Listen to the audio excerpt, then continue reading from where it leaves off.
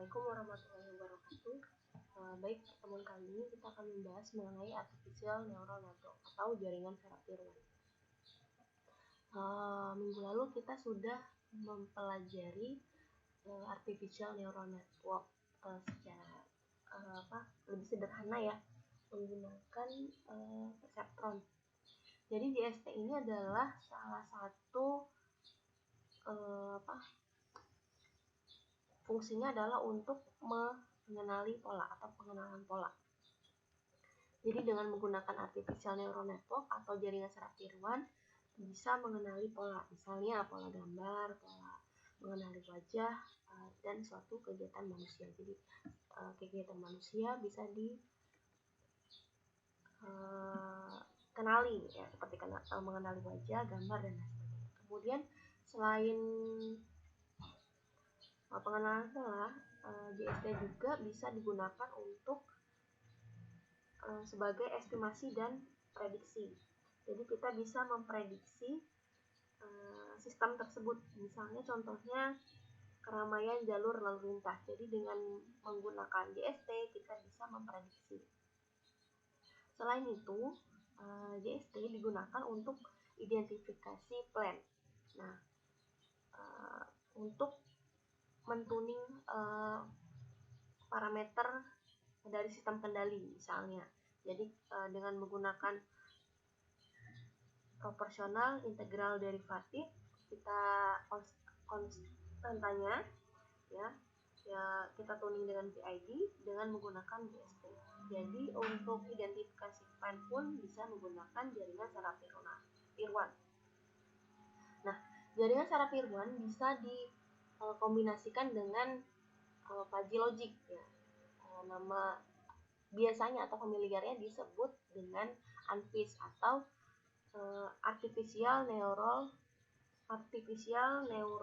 fuzzy inference system. Nah, itu ANFIS ya, yang digabungkan atau kombinasi antara JST dengan fuzzy logic. Nah, kemarin kita sudah belajar apa sih sebenarnya AI ini ya, atau artificial neural network. Nah, sekarang kita mau melihat kira-kira latar belakang yang mendasari jaringan saraf tiruan atau artificial neural network adalah peneliti itu ingin melihat bagaimana kinerja dari suatu otak manusia. Jadi otak manusia ini punya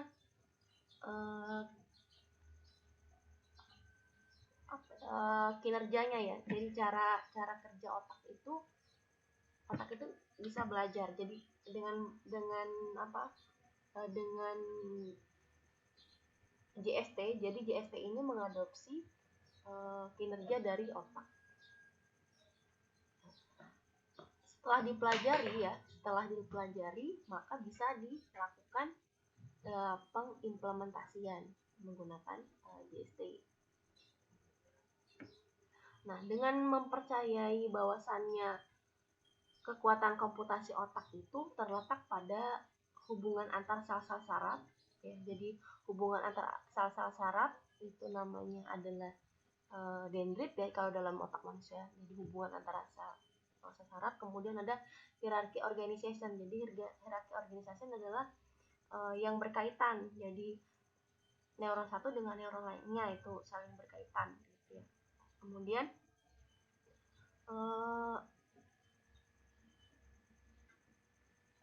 firing karakteristik ya. Jadi kita melihat pengambilan dari keputusan tersebut seperti apa. Kemudian banyaknya jumlah hubungan. Nah, jadi dengan mengadopsi kinerja dari otak manusia, maka JST itu kinerjanya hampir sama atau ya bisa dikategorikan seperti ini. Sebentar. Sama dengan otak manusia ya. Nah, ini. Jadi kalau dia otak manusia itu namanya soma, kalau dia di artificial neural network node namanya.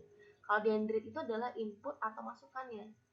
Jadi yang menghubungkan jalur input ke bobotnya, yaitu namanya dendrit. Kalau sinapsis ini bobotnya, ya. Kemudian akson adalah output atau keluaran. Baik lagi. Jadi kemudian bedanya antara mesin dengan otak manusia. Jadi kalau kita menuliskan huruf A di sini, misalnya contohnya, nah itu kalau dia mesin itu dapat menuliskan kembali, tetapi tidak dapat mengenali bahwasannya itu berhuruf A gitu ya. Sedangkan kalau otak manusia dapat menuliskan kembali dan mengenali bahwasannya A itu adalah huruf A tanpa terganggu artefak pada gambar. Jadi ini perbedaannya. Metode pembelajarannya pun pada mesin itu dia terprogram, sedangkan otak itu melalui trial dan error. Nah, waktunya sangat cepat kalau mesin. Kalau kita 1 juta kali lebih lambat dari mesin, tetapi dapat mengenali teman lama seketika. Jadi pengolahan informasinya pun, kalau otak kan dia secara paralel ya, kalau dia mesin itu langkah demi langkah, jadi berurutan. Ini bedanya antara mesin dengan otak manusia. Nah, ini artificial model of neuron. Jadi kalau kita lihat di gambar ini ya, jadi di gambar ini ada input ya, input di sini X1, X2, X3 ya, kemudian ada bobot W1, W2, W3, W4. Nah, kemudian ada namanya fungsi aktivasi, dan kemudian ada output di sini atau ini.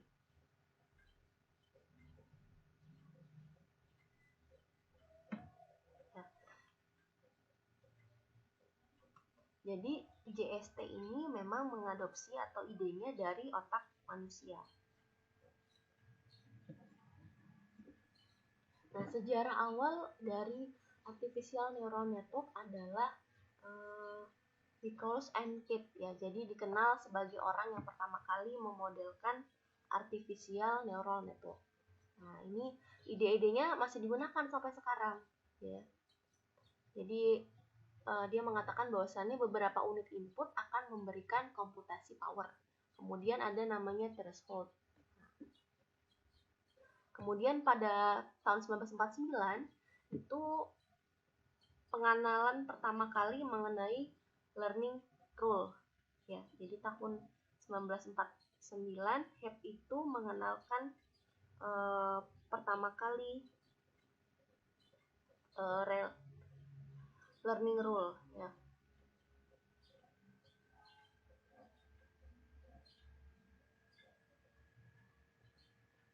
Kemudian selanjutnya antara tahun 1950 sampai dengan 1960 beberapa peneliti itu mengamati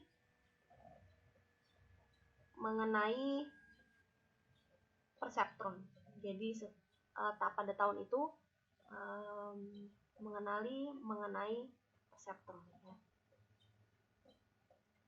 Kemudian pada tahun 1969 itu terjadi tahun kematian dari neural network. Itu hampir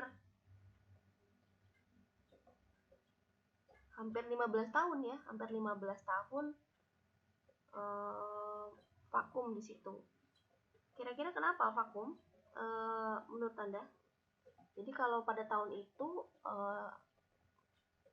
terjadi vakum selama hampir 15 tahun, dikarenakan kan NN ini memang komputasinya itu lambat karena dia cukup banyak layar tadi kan, jadi sehingga tidak efektif pada masa itu, jadi kurang populer.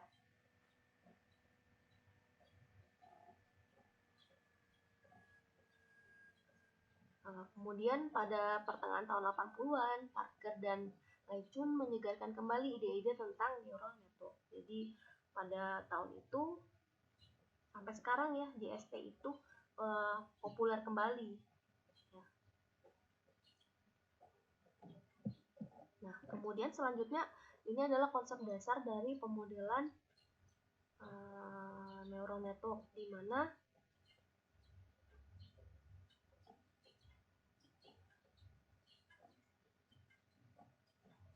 ada input, ada bobot di situ, ada summing function, ada aktivasi, fungsi aktivasi, kemudian ada output.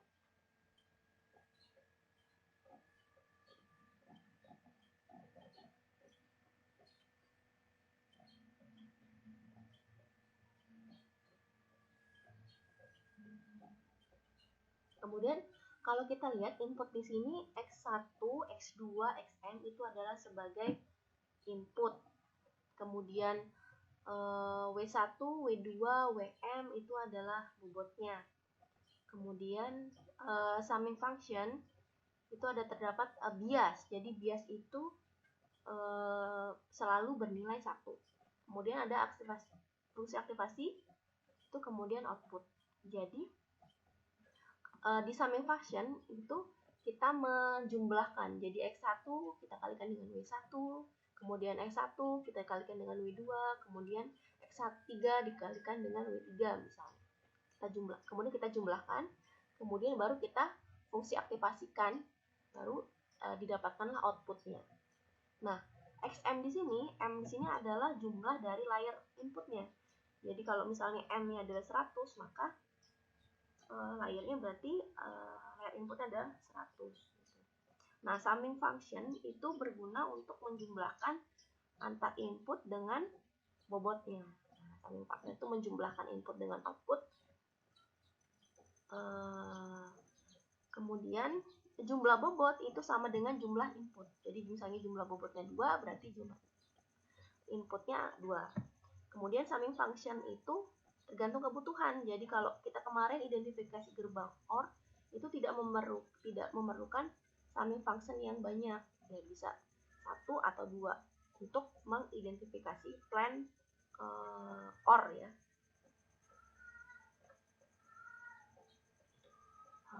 Kemudian fungsi aktivasi itu ada beberapa macam. Jadi fungsi aktivasi di sini ada beberapa macam, ada linear, sigmoid, dan lain-lain.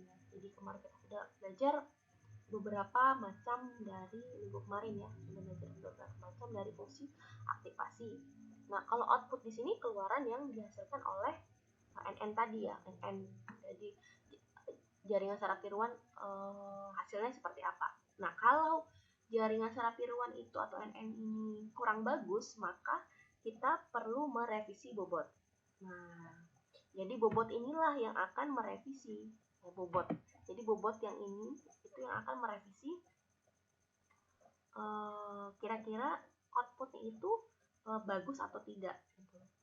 Yang kita ubah apa? Input dan bobot. Jadi input dan bobot itu kemudian di summing function, kemudian diaktifasikan, fungsi aktivasi itu akan sama dengan total semua output yang diharapkan. Jadi harus sama dengan output yang kita harapkan. Kemudian neural network ini seperti saya bilang tadi mengadopsi otak manusia. Ya. Kemudian untuk mencari fungsi aktivasi ya itu adalah B1 dikalikan X1 kita jumlahkan, kemudian baru kita fungsi aktivasikan sesuai jenisnya, misalnya tadi sigmoid, linear, dan lain sebagainya. Nah, ini artificial model of multi-layer. Jadi kalau kemarin kita sudah belajar perceptron dengan single layer, kalau sekarang kita belajar dengan multi-layer. Jadi banyak layernya. Nah, di sini ada input, ya, kemudian ada input, ada hidden layer, yang namanya hidden layer ya, yang warna orange, kemudian ada output. Nah, hidden layer itu ada penjumlahannya, ya, penjumlahannya. Kemudian ada fungsi aktivasi. Jadi ada summing function, kemudian ada fungsi aktivasi. Kemudian ada fungsi summing function baru fungsi aktivasi. Jadi ada karena di sini ada 2 hidden layer, jadi ada summing function dan aktivasi. Fungsi aktivasinya 2 ya. Kemudian baru output. Nah, makanya disebut sebagai multi layer atau layer banyak di sini ya. Nah, ini fungsi aktivasi untuk beberapa jenis macamnya. Jadi kalau di sini ada pure linear function. Jadi kalau pure linear function ini kita lihat outputnya akan sama dengan input. Y sama dengan Fs atau fungsi S sama dengan S ya. Jadi sama dengan inputnya. Kalau positive linear function itu outputnya jika dia lebih besar dari 0 maka dia bernilai S, sedangkan kalau dia lebih kecil dari 0 maka akan bernilai 0 ya.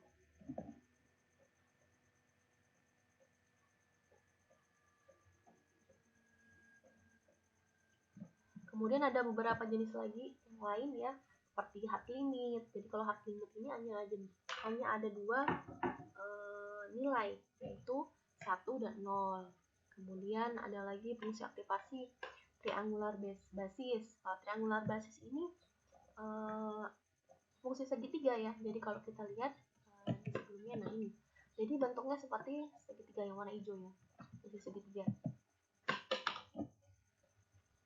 Jadi ini tergantung apa yang Anda gunakan, fungsi apa yang Anda gunakan, fungsi aktivasinya. Ini jenis-jenis fungsi aktivasi. Kemudian kegunaan fungsi aktivasi yaitu yang pertama untuk menentukan keluaran dari suatu neuron. Jadi memang fungsi aktivasi itu digunakan untuk melihat atau menentukan keluaran dari neuron tersebut. Kemudian kalau kita mau menggunakan jenis fungsi aktivasi sigmoid itu biasanya digunakan untuk pengenalan pola ya. Kemudian kalau dia prediksi ya, aproksimasi linier itu biasanya menggunakan fungsi aktivasi linier. Selanjutnya metode learning model itu ada 3 ya. Ada supervised learning, unsupervised learning, dan hybrid.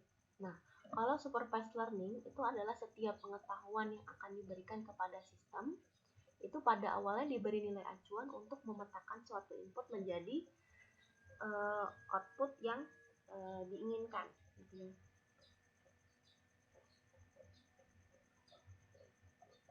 Jadi kalau dia supervised learning ini harus diajari terlebih dahulu ya, artinya inputnya kita kasih atau kita berikan, kemudian inputnya mau seperti apa gitu.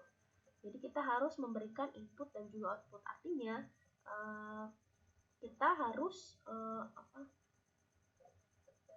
mengajarinya terlebih dahulu gitu ya, mengajari terlebih dahulu untuk supervised learning. Jadi contohnya Hibbian, perceptron, backpro, kemudian learning vector quantization, dan ART. Kemudian jenis yang kedua adalah unsupervised learning. Nah, unsupervised learning ini jadi sistemnya ini sudah bisa mengenali sendiri kira-kira ini kelompok yang mana nih. Jadi dia bisa mengkelompokkan misalnya yang rambutnya panjang berarti yang A, yang rambut pendek berarti masuk yang B. Jadi dia bisa mengenali sendiri atau mengkelompokkan sendiri karakteristik yang sama. Nah, itu namanya unsupervised learning. Contohnya komponen, vektor, quantization, kemudian summon projection, dan lain-lain. Sudah ada di PPT ya. Kemudian hybrid itu adalah gabungan dari supervised learning dan unsupervised learning. Jadi bisa dia mengenali sendiri, kemudian dia bisa diajari. Jadi dia bisa dua gabungan antara supervised learning dan unsupervised learning. Nah, contohnya adalah radial basis function. Nah, itu untuk yang hybrid ya. Kemudian kita masuk ke algoritma perceptron. Jadi kalau algoritma perceptron, di sini yang pertama single layer. Jadi kalau single layer ini bisa membedakan di dua bagian. Kalau kita lihat, ini kan ada warna putih dan warna hitam. Jadi warna putih ini dan warna hitam kita bisa membedakan kawasannya yang mana. Kalau yang ini penggunaan multi-layer perceptron neural network itu ada 3 bagian. Jadi karena dia multi berarti ada putih, ada warna abu-abu, dan ada warna hitam. Multi berarti kan banyak kan. Jadi single layer menganalisa 2 bagian yang berbeda saja, sedangkan kalau dia multi layer ini bisa mendeteksi atau menganalisa yang cukup kompleks. Jadi banyak multi kan. Jadi bisa putih, hitam, dan abu-abu di sini. Lebih kompleks ya intinya kalau dia multi layer. Kemudian multi layer perceptron neural network itu ada namanya masukan. Jadi Jadi masukan itu bagian dari sistem secara keseluruhan. Kemudian proses belajar adalah permasalahan yang hendak kita pecahkan melalui tahapan pembelajaran. Kemudian namanya proses pengujian. Nah, proses pengujian itu gimana? Proses perhitungan saat pembelajaran. Kemudian ada namanya keluaran. Nah, keluaran itu adalah proses yang ingin kita ketahui seberapa pengaruh pembelajaran terhadap keluaran yang diinginkan. Jadi namanya adalah keluaran. Ya. Selanjutnya proses belajar. Jadi proses belajar di sini ada disebut namanya target. Nah, target itu adalah nilai yang diinginkan. Sedangkan output itu adalah nilai yang keluar dari neuronnya. Nah, dalam proses belajar,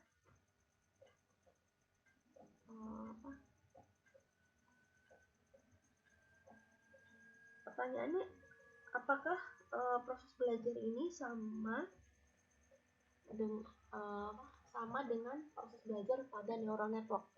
Jadi kalau dia di neural network kan berarti di sini harus kalau dibandingkan ya antara output dengan target.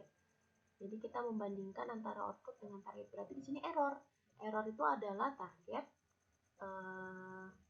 dibandingkan dengan outputnya. Jadi proses belajar dalam neural network adalah merevisi bobot. Jadi proses belajar dalam neural network dapat dikatakan atau diartikan adalah sebagai revisi bobot. Revisi bobot W1, W2 atau WM. Ya. Kalau kemarin kita sudah belajar perseptron. Jadi kalau perseptron itu adalah metode yang digunakan untuk identifikasi plan tapi yang cukup sederhana ya. Hari ini kita akan membahas algoritma backpropagation. Jadi dia lebih kompleks ya. Kalau kemarin kan kita memisalkan atau mengidentifikasi plan gerbang OR, gerbang N itu untuk yang perseptron ya. Nah, revisi atau revisi bobot itu adalah perubahan sehingga antara perkalian dan yang dijumlahkan itu akan sesuai dengan aslinya.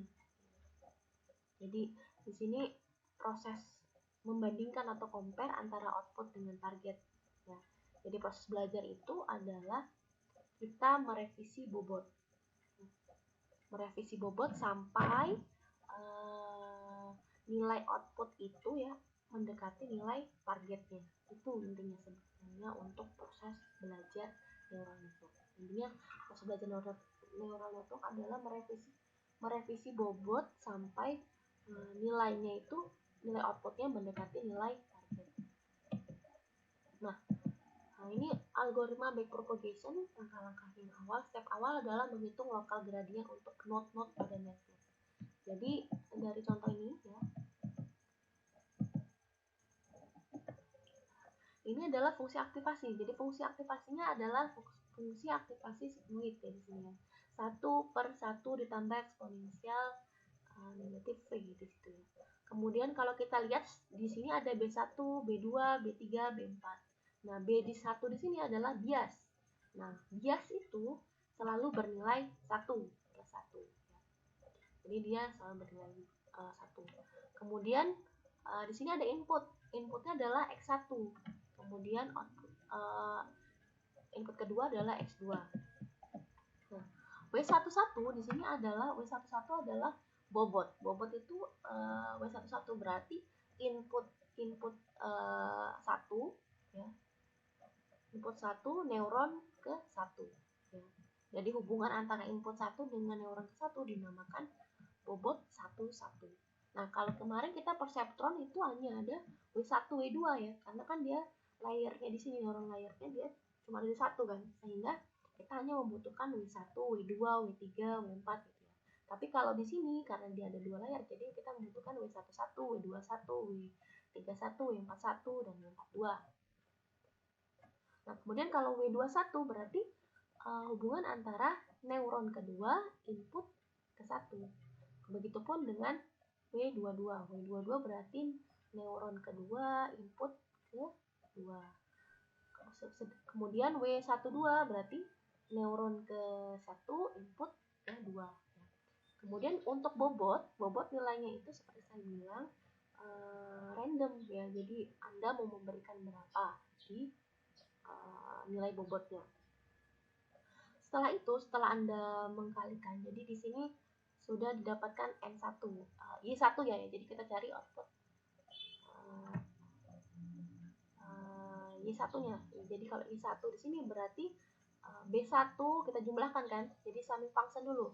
B1 dikali 1 ditambah W11 dikali X1, kemudian ditambah W21 dikali X2 ya, kemudian dijumlahkan ya, kemudian kita fungsi aktivasi ya, kita fungsi aktivasi dengan menggunakan sigmoid. Setelah itu, setelah dapat fungsi aktivasinya ya, atau outputnya Y1 kita kalikan dengan B31, kemudian 1 dikali B3, kemudian B32 kita kalikan dengan G2 ya. Kemudian sama seperti tadi, kita membuat output di sini, output untuk N3 ya.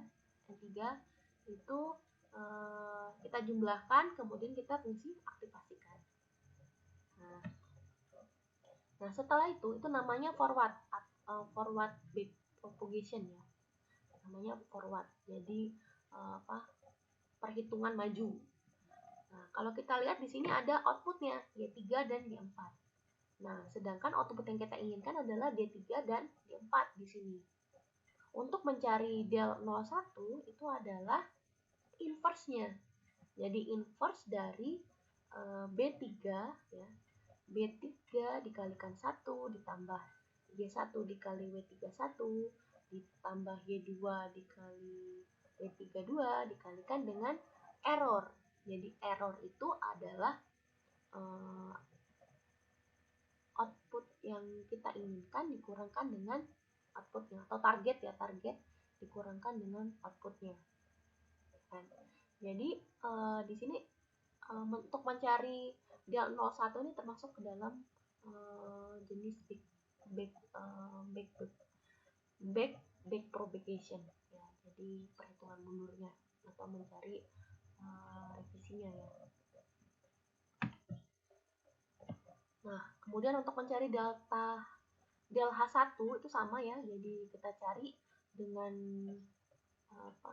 inverse 1 dikali B1 ditambah X1 dikali W11, kemudian ditambah X2 dikali W12 dikalikan dengan del 01 dikalikan W31 dikalikan del 02 dikalikan dengan W41 ya. Jadi untuk mencari del H1 ya. Untuk mencari del H1.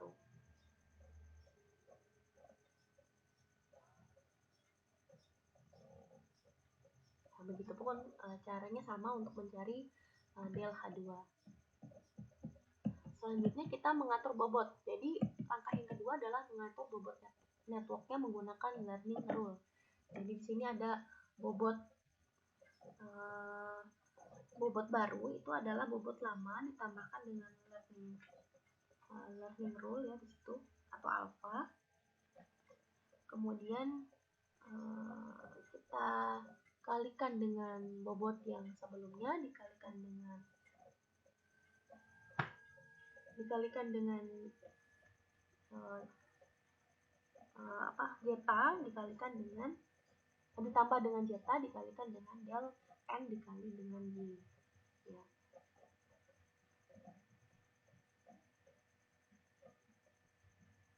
Nah, untuk mencarinya, jadi di sini ada learning rule-nya ada 2 di sini ya. Jadi ada alpha ini adalah learning rule untuk bobot sebelumnya, sedangkan kalau zeta itu adalah learning rule untuk faktor pengalinya ya. Jadi kalau learning rule itu baiknya dia kecil, karena untuk mencapai target yang diinginkan, jadi dia mencapai target yang diinginkan secara perlahan-lahan ya. Memang kekurangannya memang agak lambat ya. tenaga lambat prosesnya, tapi dia lebih stabil karena dia menuju output yang kita inginkan itu dia secara perlahan-lahan. Dan kalau kita memberikan learning rule yang terlalu besar, dampaknya itu akan membuat overshoot gitu. Nah, untuk mencari W31 yang baru itu adalah W31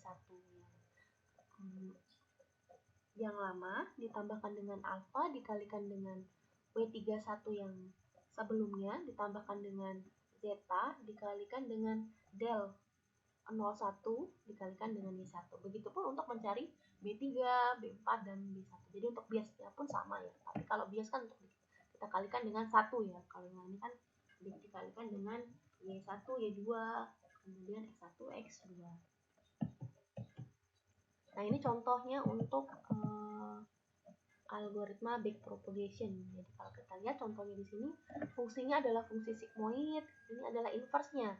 Jadi inverse dari fungsi sigmoidnya, kemudian targetnya 0,9, kemudian zetanya 0,25, alfanya 0,0001. Itu sengaja untuk agar bagus ya outputnya itu ya, walaupun dia efeknya memang lambat ya. Kemudian kalau kita lihat di sini X1 bernilai 0,1, X2-nya 0,9, di mana bobotnya itu kita yang memberikan ya. Kita memberikan di awal. Jadi saya memberikan W11 negatif 0,2, kemudian W22 0,3, W31 0,2, W32 0,3 ya. Begitupun dengan bobot yang lainnya. Nah, jadi yang langkah pertama adalah kita mengkalikan, jadi ya menjumlahkan. Jadi kita jumlahkan X1 kita kalikan dengan width 11, kemudian ditambah atau kita jumlahkan dengan X2 dikalikan B1, kemudian dijumlahkan dengan 1 dikali B1 ya, kita jumlahkan, kemudian kita fungsi aktifasikan. Nah, biar jelas kita tulis. Jadi namanya forward pass. Jadi langkah awal kita melakukan forward pass. Ya. Langkah forward pass itu adalah seperti saya bilang V1 ya. Jadi di sini kita mencari V1-nya dulu, input untuk neuron pertama ya, neuron pertama N1. Jadi V1 itu adalah 1 dikalikan bias 1, kemudian dijumlahkan dengan X1 dikali W11, kemudian ditambahkan dengan X2 dikali W12. Setelah itu kita fungsi aktifasikan. Nah, begitupun cara mencari V2 atau output di neuron kedua. Nah, kita jumlahkan, kita fungsi aktifasikan. Nah, setelah itu kita cari yang layar yang berikutnya yaitu N3, neuron ketiga. Itu sama ya, kita jumlahkan, setelah itu kita fungsi aktifasikan. Ini untuk mencari forward pass. Nah, di mana error itu adalah target dikurangkan dengan output ya. Jadi targetnya adalah D3 ya. Targetnya di sini D3 tadi seperti targetnya itu adalah D3. Targetnya berapa yang kita inginkan? 0,9. 0,9. Sedangkan D3-nya itu adalah 0,619 sehingga errornya adalah 0,281. Kemudian langkah selanjutnya adalah namanya backward pass atau di sini dia perhitungan mundur. Jadi kita sudah mendapatkan kan nilai V1, Y1, V2, Y2, V3 dan V3. Sekarang kita lakukan perhitungan untuk delta 01. Jadi perhitungan mundur. Delta 01 itu adalah inverse dari V3 dikalikan dengan error. Jadi inverse V3, V3-nya bernilai 0,485 ya.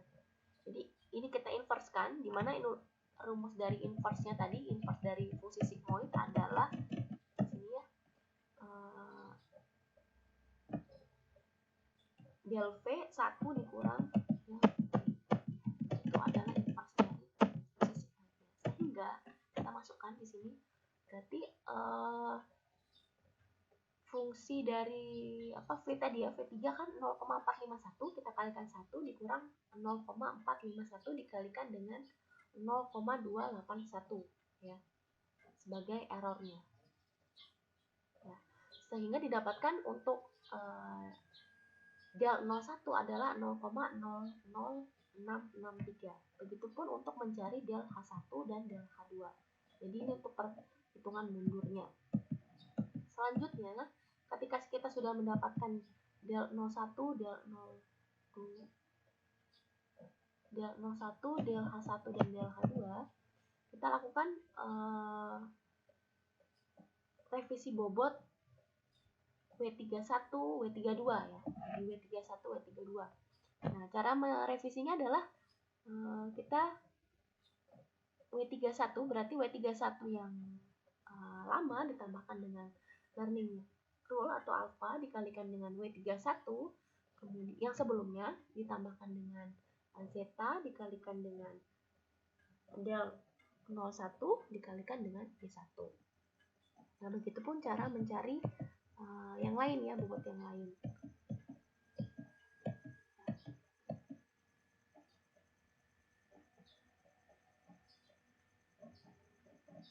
Jadi dia merevisi bobot yang awalnya sebentar. Kalau di sini ini sampai W2 revisi bobotnya. Nah, ini untuk yang bias. Jadi bias pun direvisi ya, B3, B1, B2. Jadi untuk yang B3 berarti B3 yang lama dikalikan dengan alfa dikalikan B3 yang sebelumnya ditambahkan dengan zeta dikalikan dengan del 01 dikalikan 1, dimana B3 yang baru itu adalah 0,2166 ya, yang sebelumnya B3 nya adalah 0,2 ya, jadi terdapat revisinya nih. Kemudian yang B1 pun nilai yang barunya adalah 0,1 sedangkan yang lama 0,1 maaf B yang baru 0,1088 sedangkan yang lama B 0,1. Begitupun yang B2. Jadi caranya pun sama ya. Ingat kalau B1 ini karena bias maka harus dikalikan dengan 1. Nah, ini hasil dari forward pass dan back pass. Jadi kalau forward pass berarti dia langkah maju ya untuk perhitungan maju, sedangkan kalau backward pass itu perhitungan untuk yang bagian mundur. Jadi sebenarnya konsepnya sama seperti kita perhitungan perseptron kemarin, bedanya hanya di sini jauh lebih kompleks karena kan layernya atau node juga bertambah gitu ya. Sekian, terima kasih. Apabila nanti ada pertanyaan silakan kita diskusi ya melalui WA, kemudian forum diskusinya, kemudian nanti ada latihan yang bisa adik-adik kerjakan. Oke. Assalamualaikum warahmatullahi wabarakatuh.